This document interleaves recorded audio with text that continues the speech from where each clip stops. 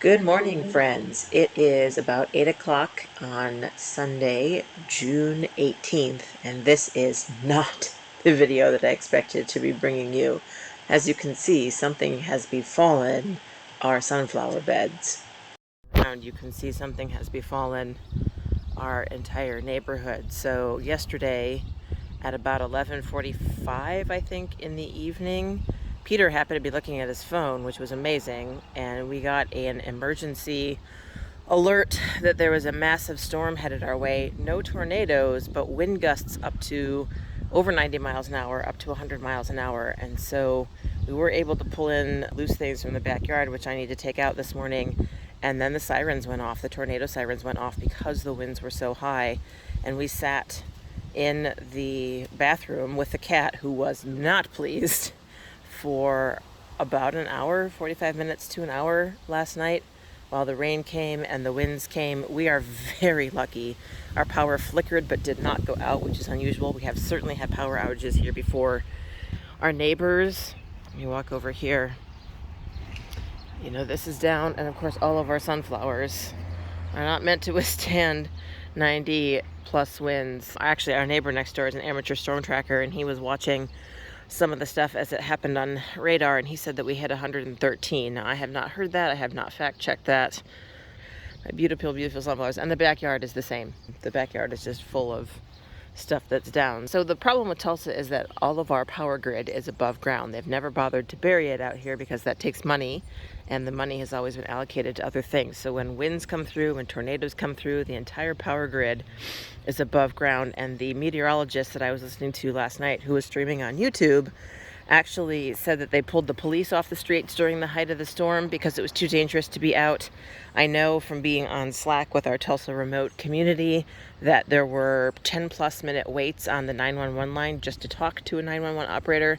And in fact, the meteorologist said that the 911 network here did go down for the 10 minutes or so that the storm was right overhead, because again, those communication networks are also somewhat above ground. There are people in Tulsa without power today. Again, as I said, we're really lucky that we have power.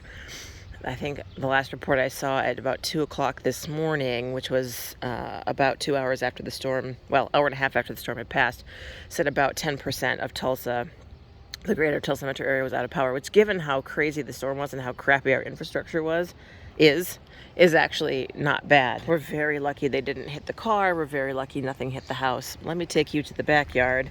The damage in the backyard is not as visible, I would say, just because I think we had fewer very tall things. And actually over here, because these guys were so small, so the winds were coming quite a lot from this way, which is north, and from this way, which is west. And of course, west, they were protected back here, so most of the guys back here are fine.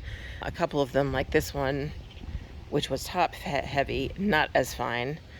And then these guys seem to be fine, and I think it's because they were nice and small. So let me take you back, and we'll look at the damage in the backyard. What's eerie this morning, you guys, is that it's really quiet.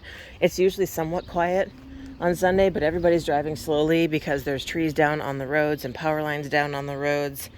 And it is really, I mean, that phrase, the calm after the storm, has a lot of meaning to it. And what's actually, speaking of the calm after the storm, Peter and I went out for a walk last night at about 10:30, an hour before we got the storm warning, and it was very still. There's almost always a breeze here, and it was very still, and Peter and I were commenting upon that container. So this is the backyard, and everything down here, you know, everything that's kind of low to the ground is fine, but then you get to the sunflower bed and the back fence, and things are just all over the place. Oh, and so for example, this is not the position that this was in yesterday. Let's see if I can put it, okay, I'm going to put it back up. I did come out last night. This guy's once again leaning. Are you actually damaged, or are you just weird? I did prop this up last night, and it seems to be falling over again. So let's see if I can prop you up. But yeah, look at this. Look at this, you guys. So this beautiful sunflower you see facing me is not supposed to be facing me. It's supposed to be standing up. In fact, there were several. Now this one seems to be fine. There were several sunflowers that were all standing up that are now not standing up. So I'm gonna have to try to get back in there and lift them up. Looks like one of our poppies didn't make it. This beautiful guy who has cracked at the base. Looks like I'm gonna try to prop him up, but I don't know how well that will work. Look at all the sunflower heads that were getting going on this guy. Do you have enough strength to stand yourself back up? Not without being tied to something. Okay. This giant bush, which is toxic to humans, but fine for birds, that is pulled away. That's pulled away. There's a lot of sunflowers down here. Yeah, there's just a bunch of sunflowers down back here. I don't know if they're going to be able to recover or not. And then you can see our bush here, which used to be nice and vertical and tidy and upright, is spread every which way.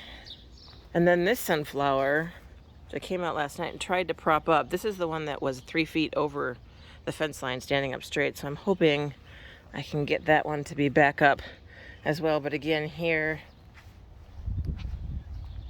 this bush, which was all straight and tidy, is now in all different directions. I'm assuming, because these are canes, that we can get these back up in some sort of order.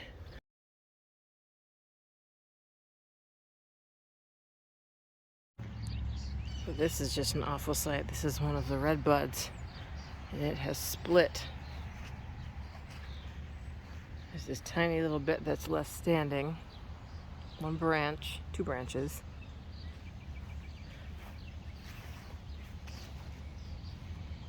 Just look at that. There's one giant one there. One giant one there.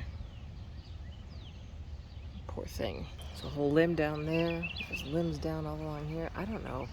Why on earth would you be out bicycling this morning? There's so much debris on the road. Oh my, look at the whole trail up here is entirely, wow, entirely blocked.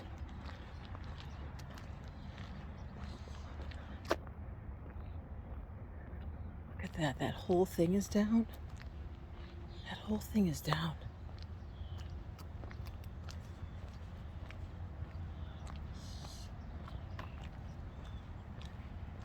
How? What? From where? I mean, there's all these questions. What?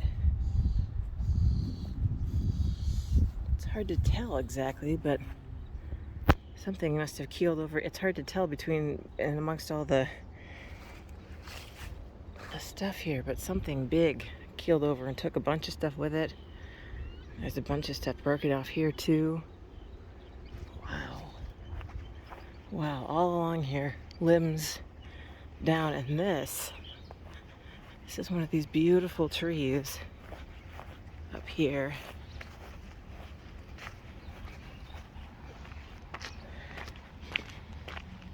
Oh my gosh, look at this, y'all. Look at this. Looks like maybe somebody's been out here this morning. There's a little piece of equipment, or maybe that blew in from somewhere. But look at that. Look how beautiful that is, and now, or was. And now it's all just ripped. Totally ripped apart. Oh, I'm so sorry. I'm so sorry. That is a heavy beast. Man, look at that. Look at that. There's a light pole in there. You guys can see it. Yeah, definitely one of the light poles, which is no longer up. So that means there's probably... Oh, that's what that is. That's part of the light that is over on the ground. I thought that was like a piece of equipment or something. Look at that. Look at that. The bench right in the middle. Wow. Yeah, you can see. The whole thing came down. Oh no, look at this one.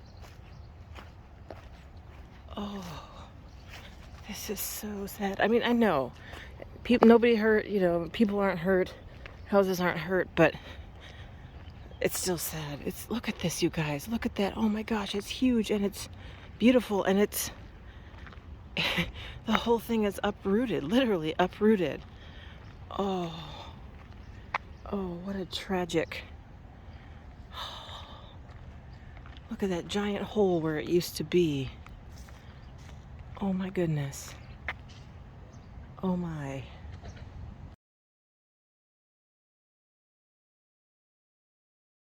When we moved to Tulsa, everybody said tornadoes, tornadoes, tornadoes, and we asked about those. We had one tornado warning in 2020 when we moved here. We had a tornado actually touch down in Tulsa in November of 2021, but it was in North Tulsa, so a good 6 or 7 miles north of us, and then nothing at all last year. So when those tornado sirens started going off at midnight, I thought, yeah, my heart started racing, the adrenaline started pumping. But I think all things considered, I know we were really lucky, and I think all things considered, the Tulsa metro area was a lot luckier than maybe we would have thought for that. Anyway, thanks for coming along today, and I hope you're having a great day. See you soon in my next video. Bye for now.